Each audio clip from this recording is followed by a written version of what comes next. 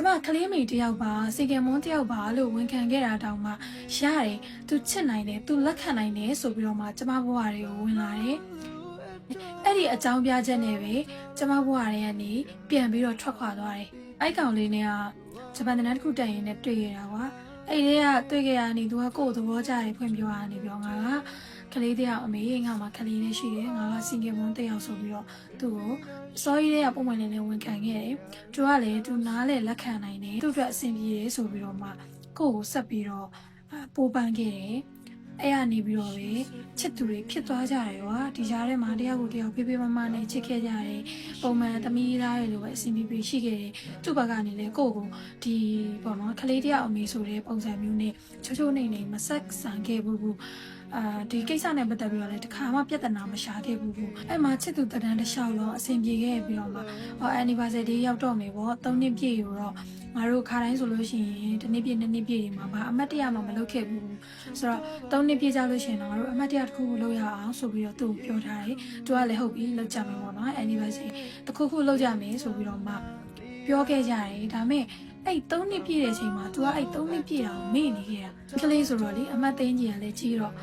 ဘာလို့ဒီလိုမေ့နေရလဲဆိုပြီးစိတ်ဆိုးပြီးသူ့ရဲ့ဖုန်းတွေကိုဘလော့တင်မလားသူ့မေ့နေရကောင်းလားဆိုပြီးတော့အပြစ်တင်ခဲ့ကွာအဲ့ရနေပြီးတော့မနေနိုင်အောင်နည်း10ရက်လောက်ကြာတော့သူ့ကိုစကားတော့ပြောတယ်ဒီဘလော့ထားတာလည်းပြန်ရုပ်သိမ်းနေပေါ့နော်ငါနင့်ကိုလည်းမခွဲနိုင်အောင်ငါနေနဲ့လည်းမပြတ်နိုင်ဘူးပေါ့ကွယ်အဲ့နင်ဒီလိုမျိုးငါ့ပေါ်မှာအလေးမထားရကောင်းလားဆိုပြီးတော့စိတ်ဆိုးခဲ့တာတခုပဲလို့ရှိတယ်လို့ပြောခဲ့အဲ့မှာသူကကြတော့လေလို့နည်းနည်းအေးဆက်ဖြစ်သွားပြီကွာဘာကြောင့်ဖြစ်သွားရလဲငါပဲဒီလိုလှုပ်လိုက်လို့ဖြစ်သွားတာလားပေါ့နော်အတွေးတွေကတော့အများကြီးဝင်လာတာပေါ့ကိုကလေမပြတ်သားနိုင်လို့သာပြန်ပြီးတော့ဆက်သွယ်လိုက်ရတယ်ဆိုပေမဲ့ကိုနဲ့3နှစ်ပြည့်အန်ဒီဒီကြတော့သူမေ့နေတယ်အန်ဒီဒီကိုကြတော့သူမမှတ်ထားဘူးပေါ့သူရည်စားဟောင်းတဲ့ကြတော့သူမှတ်ထားတယ်ပေါ့ဒါမျိုးတွေရှင်ပြီးတော့မှစိတ်မကောင်းနေဖြစ်ရတယ်အဲ့လိုမျိုး तू မှတ်ထားတဲ့အန်ဒီဒေးတွေပါလို့ तू ကမဖြတ်ဘူးပဲမဖြတ်တော့ဘာလို့မဖြတ်ရတာလဲပေါ့နော်ပတ်သက်တော့တာမှမဟုတ်တာသူ့အကြောင်းငါစိတ်မှမဝင်စားတာ तू ကဘောင်မဝင်လို့ဒီတိုင်းပြစ်ထားတာမဖြတ်တာလဲဘာဖြစ်လဲဆိုပြီးတော့ထားတယ်ကွာလေဟောအေးပေါ့ဟုတ်ပါတယ်ဆိုပြီးတော့လက်ခံခဲ့တယ်ကွာညှိနှိုင်းကြရင်းနဲ့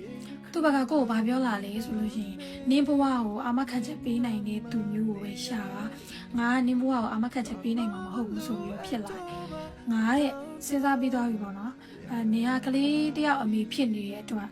ငါရဲ့မိသားစုကရောနင့်ကိုလက်ခံနိုင်မှာမလားပေါ့ငါနင့်ကိုယူမယ်ဆိုရင်ရောငါရဲ့ပတ်ဝန်းကျင်ညာငါ့ကိုဘယ်လိုပြောမလဲပေါ့ဒီကြောင့်လို့ရှိရင်အဓိကသူ့မိသားစုပေါ့သူ့မိသားစုကကိုယ်ကိုလက်မခံနိုင်လောက်ဘူးဆိုတဲ့ပုံစံနဲ့ပြောလာတာပါအစားရရတာအဲ့လိုမျိုးလက်မခံနိုင်တဲ့ပုံစံမျိုးဆိုလို့ရှိရင်အစားတွေကမချစ်ခဲ့ကြရင်အကောင်းကြီးပေါ့နော်အစားတွေကကိုကပုံမှန်လေးလေးဝန်ခံထားပါလေရဲ့နဲ့သူပဲလက်ခံနိုင်ပါတယ်ဆိုပြီးတော့တွဲခဲ့ပြီးတော့မှ3နှစ်ကျော်အနေထားကိုရောက်လာမှမိသားစုကလက်မခံနိုင်တော့ဘူးဆိုတဲ့အကြောင်းပြချက်ကြီးနဲ့နေရဘဝကိုအမခံချက်မပေးနိုင်နဲ့သူမျိုးဖြစ်နေမှာပဲဆိုတဲ့အကြောင်းပြချက်မျိုးကြီးနဲ့ကိုယ့်ကိုလက်လွတ်စလေဆွန့်ပစ်လိုက်တာကွာတခြားတယောက်ကိုရွေးချယ်လိုက်ပါတခြားတယောက်ကိုချစ်လိုက်ပါလို့ပြောတာကလည်းငါနင့်ကိုမချစ်လို့မဟုတ်ဘူးငါနင့်ကိုချစ်လို့ပဲပြောနေတာပေါ့